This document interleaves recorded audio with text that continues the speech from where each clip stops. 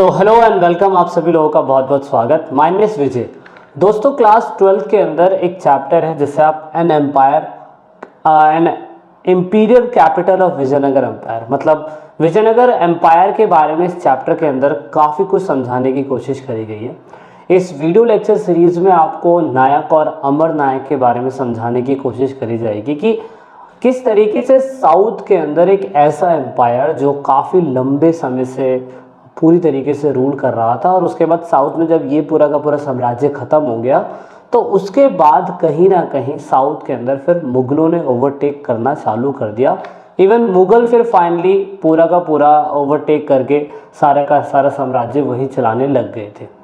अब दोस्तों, नायक और अमर नायक कौन होते थे इन पूरे के पूरे साम्राज्य के अंदर, डिटेल में डिस्कस करेंगे इसके बारे में।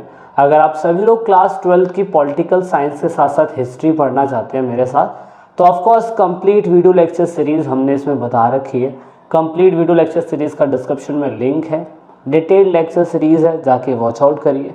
कुछ भी जो भी पढ़ाया जा रहा है वो सारा का सारा आपको ईपी फैमिली पे एक्सेस करा दिया जाएगा। तो ईपी फैमिली टेलीग्राम अकाउंट है, जाइए यहाँ पे ज्वाइन होइए, चैनल को सब्सक्राइब कीजिए अगर आपको कुछ भी यूज़फुल लगता है तो।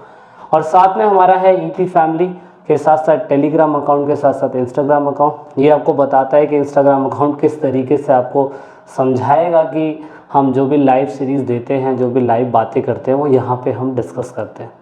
नायक अमर नायक होते कौन है? देखिए, विजयनगर एम्पायर के अंदर इनको कहीं ना कहीं मिलिट्री चीफ बोला गया। मिलिट्री चीफ एक ऐसे व्यक्ति होते हैं जो सेना के प्रमुख होते हैं, जिन्होंने शक्ति का प्रयोग करा, किलों पर नियंत्रण करा, और अनेक सशस्त्र समर्थक थे इनके। और ऑफकोर्स कोशिश करते थे कि जहाँ जहाँ पे भी मिलिट्री सपोर्ट देने की कोशिश करी जाएगी वहाँ वहाँ पे ये जाके मिलिट्री सपोर्ट देने की कोशिश करते थे। चीफ समझते हैं मिलिट्री चीफ का होना, यानी कि विजयनगर एम्पायर को जितना भी इलाका फैलाया गया होगा उसको पूरी तरीके से अगर कहीं पे ये कहीं भी हेल्प करने की बात आती है तो मिलिट्री चीफ उनमें से सबसे बड़े व्यक्ति माने जाते हैं। तो मिलिट्री चीफ इसीलिए इम्पॉर्टेंट है। तो आप देख सकते हैं सबसे पहले नायक कौन होते हैं। नायक मिलिट्री चीफ होते हैं, फोर्ट्स के पूरी तरीके से मालिक या उनका कंट्रोल उन्हीं के हाथ में रहता है। तो कह सकते हैं कि विजयनगर एम्पायर में जितने भी बड़े बड़े इलाके थे, जितने भी बड़े बड़े फोर्ट्स थे, वो पूरी तरीके से कंट्रोल नायकों के द्वारा किए जाते होंगे। These chiefs often moved from one place to another place and many times were accompanied by the peasant looking for the fertilized land in the order to settle। कोशिश यही करा जाता था कि इनका मेन काम होता था मिलिट्री चीफ का एक स्थान से दूसरे स्थान पर जाना, देखना कि कहीं पे कृषि भूमि उपजाऊ है या नहीं, उन इलाके को कैप्चर करना और उसके बाद भूमि की तलाश करना और नए इलाकों को ढूंढना, और ऑफकोर्स अगर वो इलाके फर्टिलाइज है तो वहाँ जाके बस जाना, वो अपने आप में ही बहुत तगड़ी और बहुत ही बड़ी बात होती है। तो यहाँ पे आप देखेंगे कि इनका रोल ये होता है। बात करते हैं अमर नायक के बारे में।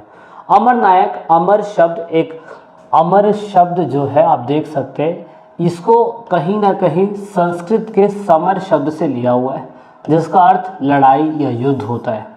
यह फारसी शब्द अमीर से भी मिलता जुलता है, जिसका अर्थ ऊंचे पद के कुलीन व्यक्ति होता है।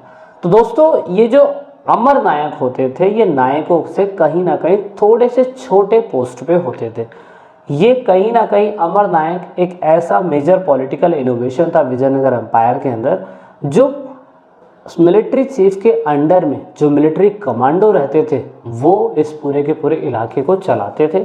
इतना आपने फोकस ज़रूर रखना है कि पूरे के पूरे इलाके को चलाते थे। और बाद में यही सेम सिस्टम, इक्का सिस्टम, दिल्ली सल्तनत के द्वारा चलाया गया। मतलब दिल्ली सल्तनत का कोई राजा होगा तो वो पहले अपने नीचे मिलिट्री चीफ को रखेगा जो सारे किलों की देख रेख करेगा, और उसके नीचे पूरी तरीके से मिलिट्री कमांडर रखे जाएंगे। तो ये दिल्ली सल्तनत के अंदर भी यही सिस्टम फॉलो हुआ था, जो अपने आप में इक्का सिस्टम के नाम, इक्ता सिस्टम बोलते हैं, उसके द्वारा इस नाम से पुकारा गया ड्यूरिंग दिल्ली सल्तनत। लेकिन ऑफ कोर्स जब विजयनगर एम्पायर था तो जो अमर नायक होते थे वो मिलिट्री कमांडर होते थे।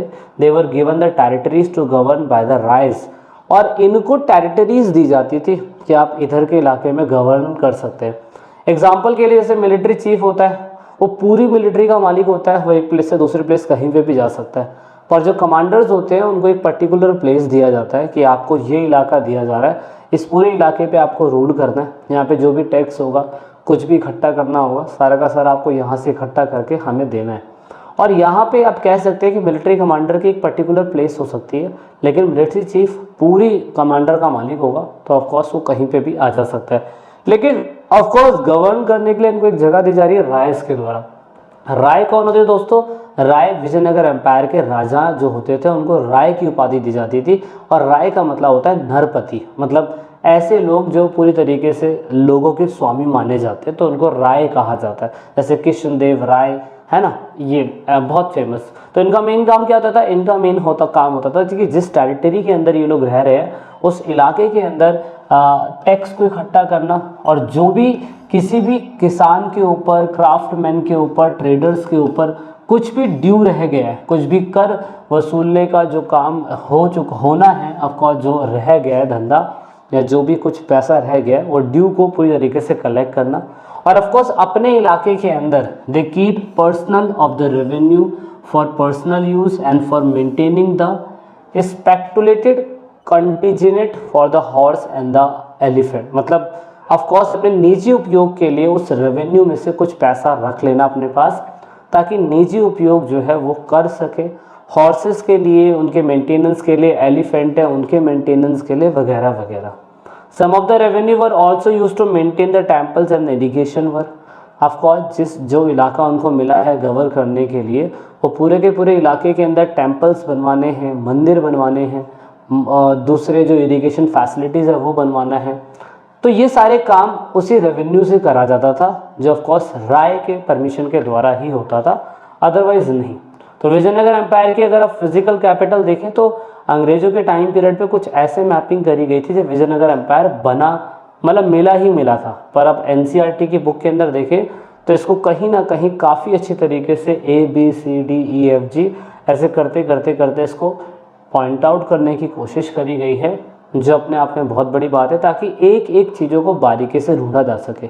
विजयनगर एम्पायर के अंदर Sangama dynasty, Saluva dynasty, Tuluva dynasty, अयूबी डायनेस्टी, इतनी सारी डायनेस्टी आके राज करके चली गई थी। लेकिन दोस्तों आपने समझना ये है कि विजयनगर एम्पायर में नायकों की और अमर नायकों की एक अलग ही लेवल पे स्टोरी थी, उनका अलग ही रुतबा होता था। मिलिट्री कमांड पूरी तरीके से इनके अंडर में होता था, बड़े बड़े फोर्ट्स को कंट्रोल करने का काम इन्हीं का होता था।